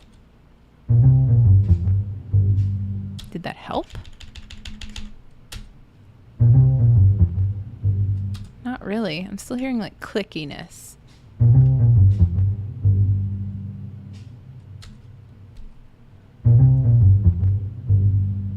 I also have it set to this EDM pump. Maybe I'm going to try it just with something. There. All right. Yeah, okay. So I had the attack release settings are more extreme on this setting. Or I have it releasing. That's why it was clicking. So let me just go back to little squish. Can you smash it down a little further? Now it's not clicking. That's nice. Okay, good. Let's try it with everything else. I'm still hearing.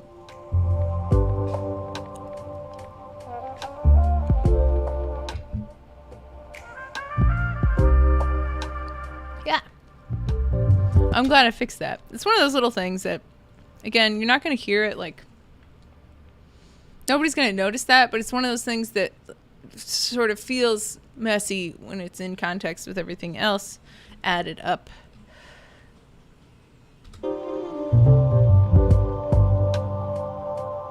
It's sounding good though. Yeah. Let's hear it on the phone.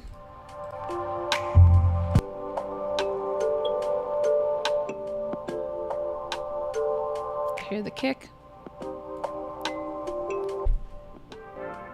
That's good to know, Andre, that an attack of 0 is always going to be clicking, which can be desirable. Like in EDM music, that can be desirable, which is why I had it that setting for it, because it adds kind of a percussive element, that clicking from the compression.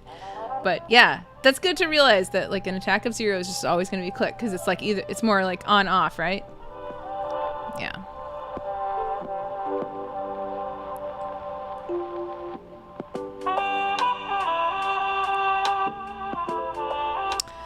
Trumpet's kind of loud.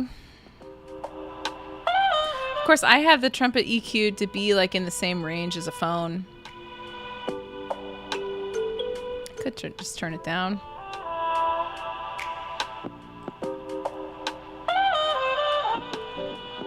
It's those, yeah, let me shape the transients, if you will. Because let me make the attack a little quicker so it's not so shocking when that high note comes in.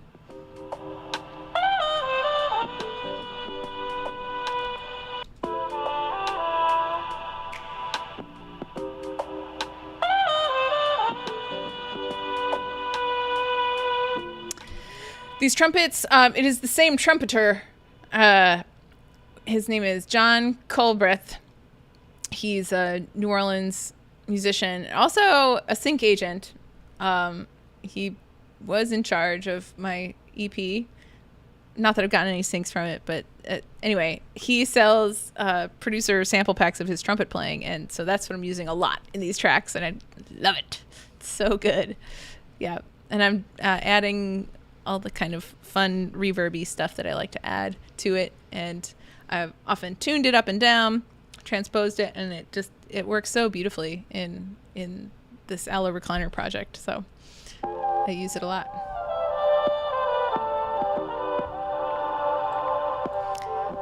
We have some of the trumpets that are MIDI from the BBC. These little boop doop boop.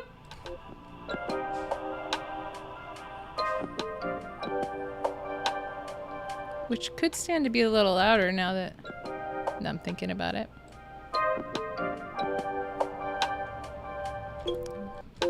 I think I've got those squished too much.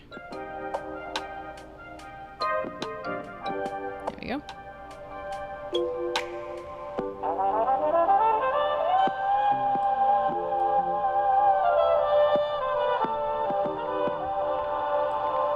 Yeah. They're great samples. John is a great player, and his kit or his like producer set that I bought is wonderful. It wasn't even that expensive for the high quality it is.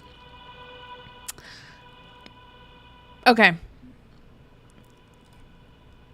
So you see how I'm going back and forth with mixing with this crappy phone sound and the regular sound.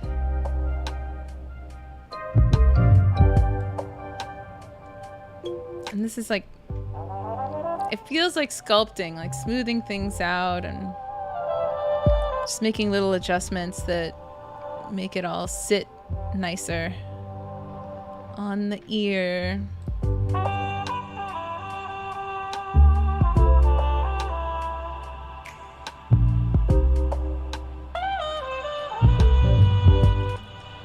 Something else I want to do is send that trumpet.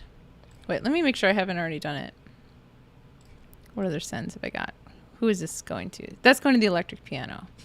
Oh, okay, that's fine. What about this one?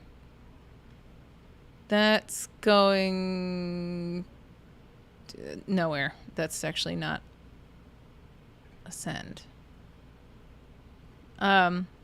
I want to send it to the reverb.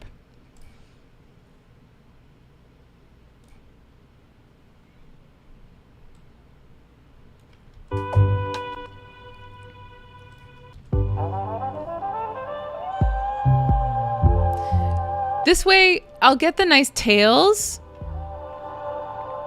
when he stops playing, but the reverb itself won't be like bouncing on top of the actual melodic line.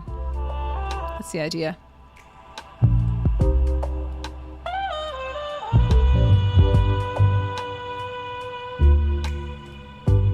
So let's see what that actually looks like in here. It's following the trumpet line, you see?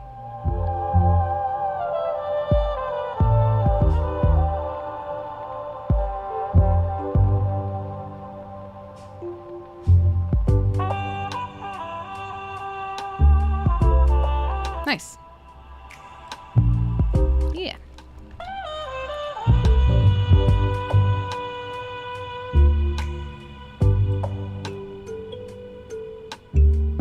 No, I sort of miss the kalimba. I feel like it could have more body in the kalimba. Maybe we can have like more mids rather than highs.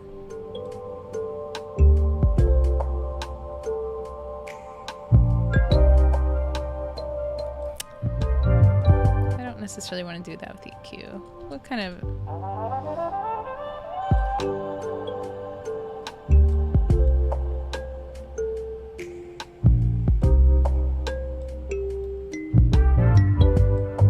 That's nice. Do I have any reverb on this? I think I took the reverb off.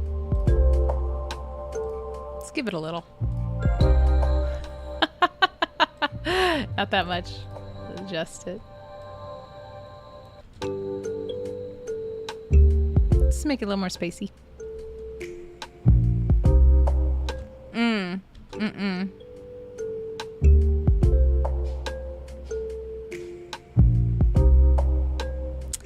Ooh, that snap has a really long tail, and I don't think I like it.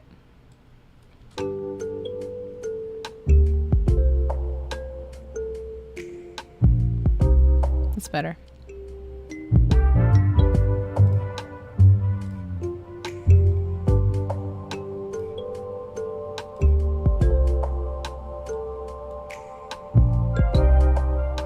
Let's put this different console emulator on all of it.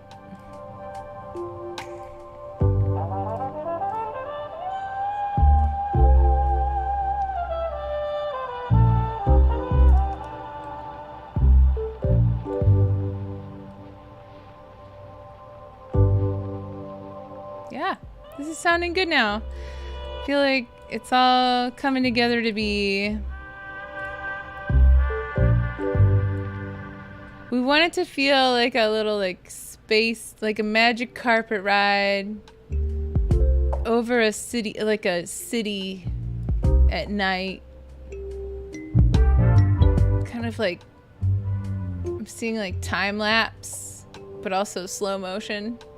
Where it's like you're flying in slow motion while things are going in time lapse on a magic carpet.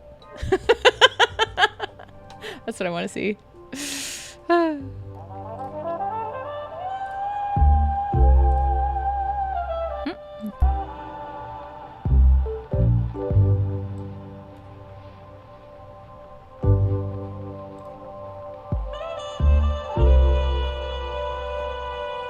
Wait, that's not what I want. Nevi. Alright, this is sounding good. Let's start it from the top and see what further shaping needs to happen.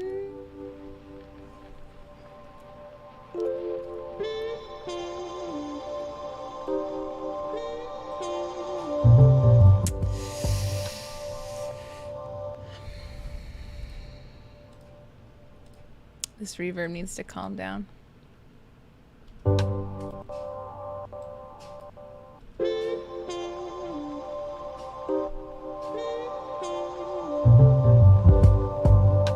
I think we also need to send it to... Did I already send it to the reverb?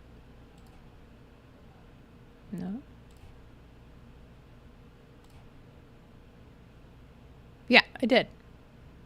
Okay.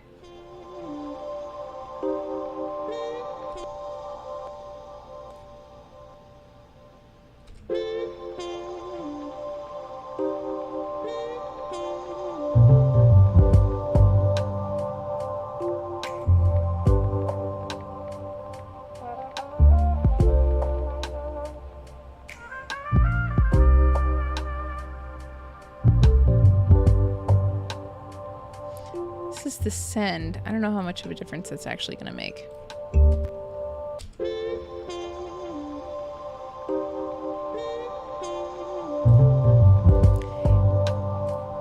There's like a snaky thing happening on the reverb. I think it's because I upped the sparkle.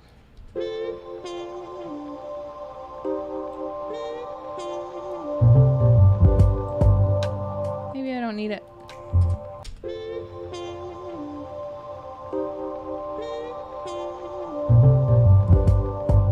It's better.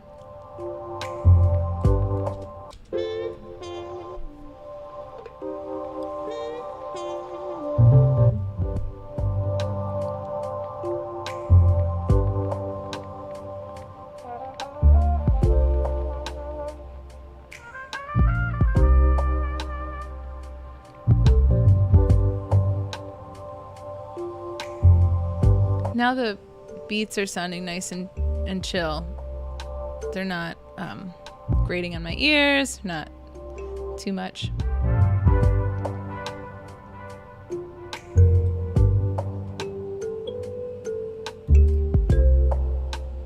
More kalimba. Such a cute sound.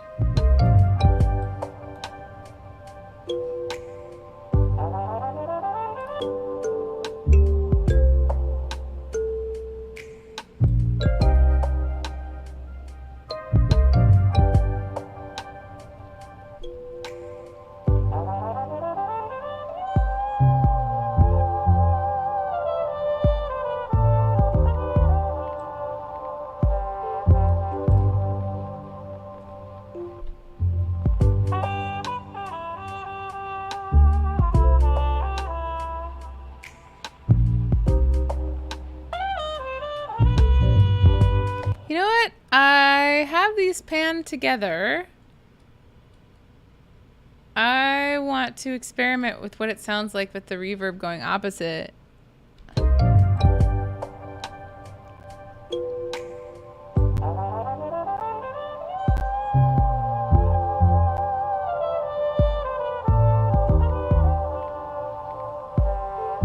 Hi, Mark George. Welcome. Doing an experiment here. Where I'm panning the reverb opposite the sound. Let me hear this.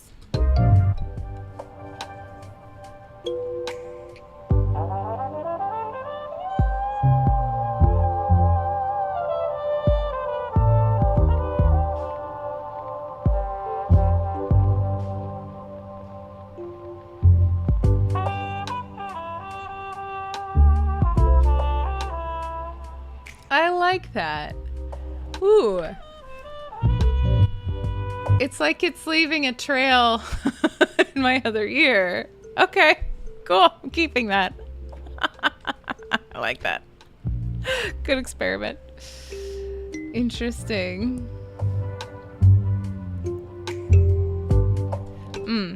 This one little wheel. Boom, boom, boom. I like it so much I want it to be louder. I'm just do this the quick and dirty way.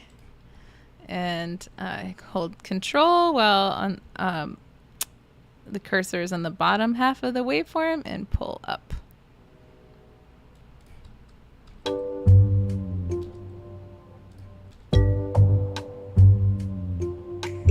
Yeah.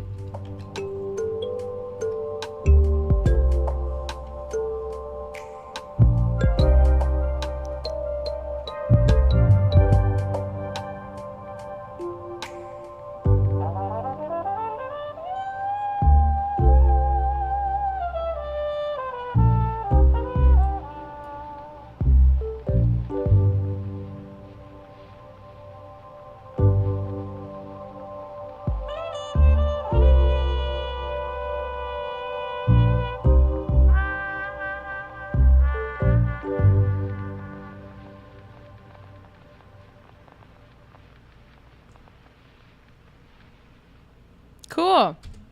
All right, from the top, let's listen through, and I think I've done what I can do with this track.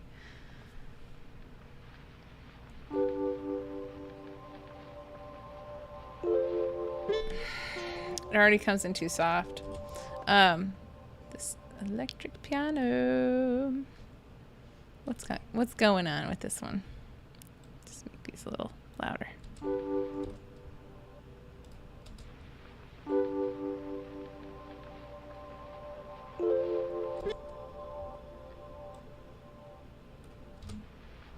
Just, ooh, that's terrible.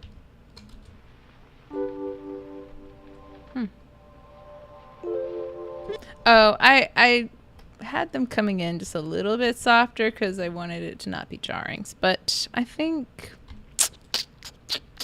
I'm holding shift, by the way, to make sure it doesn't doesn't go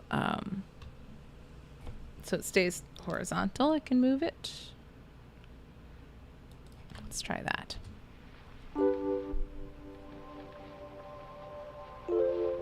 Nice. Subtle. That's the thing. At this stage, I'm making lots of little subtle moves.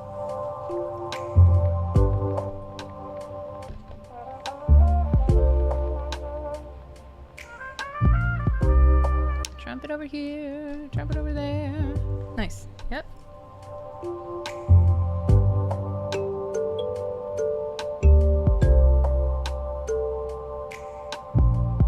That snap.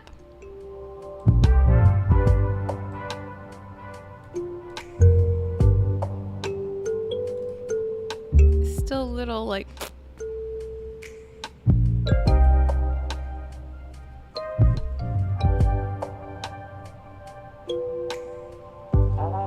A little harsh.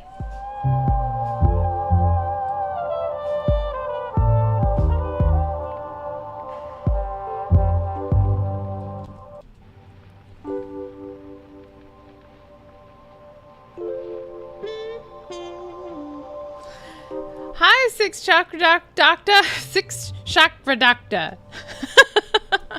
Well, thank you for tuning in. Yeah, I'm glad that I can share what I know, and I always learn things. It's a great community here of really sweet people who like to make music, and glad you're here.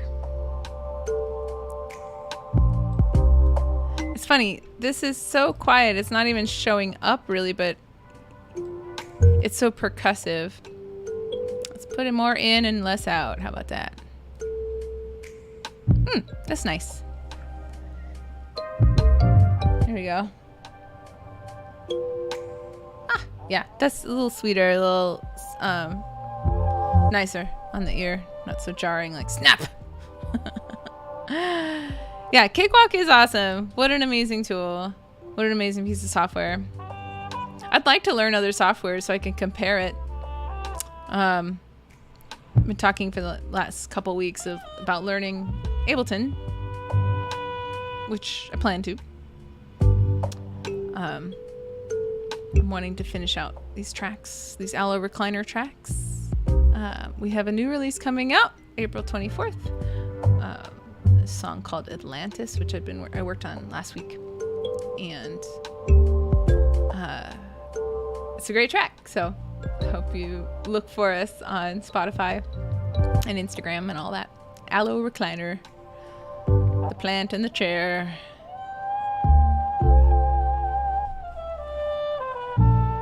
I'm sort of missing some of my reverb on the trumpet.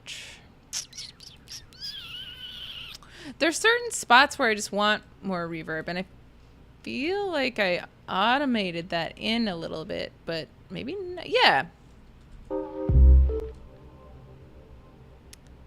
We get rid of some of these nodes.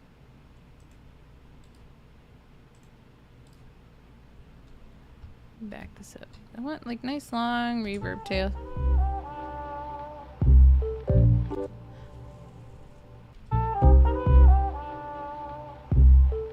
Maybe just more reverb in general. Okay.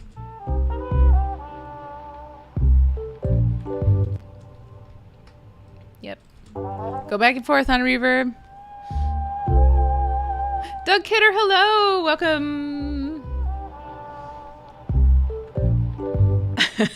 Even the lurk rafters. Well, welcome out of the lurk rafters. Thanks for saying hi. All you other lurkers out there, say hi. Really appreciate y'all being here. I think we're about done with this track, and especially since I'm making these like little moves of like, oh, I want reverb, no, less reverb, more reverb, less reverb. It's like my ears are tired. So okay, really, what we're gonna do now is listen through the track and then probably call it done for now. And maybe done forever. I need to run it by Claire first, who's my other half of Allo Recliner. But yeah. We came up, I'm so glad you asked, Six Chakra Doctor. We came up with that name because it is an anagram of our first names. Claire and... No, our... is that right? Yeah, Claire and Lorene. It's an anagram, so if you jumble around the letters, Claire and Lorene, jumble up the letters, you can spell aloe recliner. And we just thought it was perfect for like a meditation chill band name. Because like there's two relaxing things, two soothing things together. And no one else had put together those two words in the English language before, because we were able to get like, you know, all the socials and all the URL and whatnot. So aloe recliner it is. Yeah, and it's our like chill, pleasant music for backgrounds, wallpaper that is calm and cool. So that's the idea with aloe recliner. And I think what I want to do is some passive listening with this, which has been recommended by several, I don't even know where, several sources, but the idea of like, okay, I'll bounce this out into a track and then like play it in the background and see if anything pokes out to me. And if it doesn't, then great. But yeah. Yeah, it's fun. There's all kinds of, computer software. Now you can go on websites that just will make anagrams of whatever words you want. There were like hundreds, but aloe recliner was it, man. So yeah, well, thank you all for showing up and having a good discussion in the chat. I always appreciate your comments, and I've gotten a couple of ideas for little videos that I want to do based on this session. I feel like this is an important one. So I hope until next week, y'all stay well and make music and take care of yourself, take care of each other. And, but yeah, until with this time Wednesday next week, I will see you later, and I hope you have a wonderful, whatever time of day it is for you. And, yeah, cheers, y'all. Bye.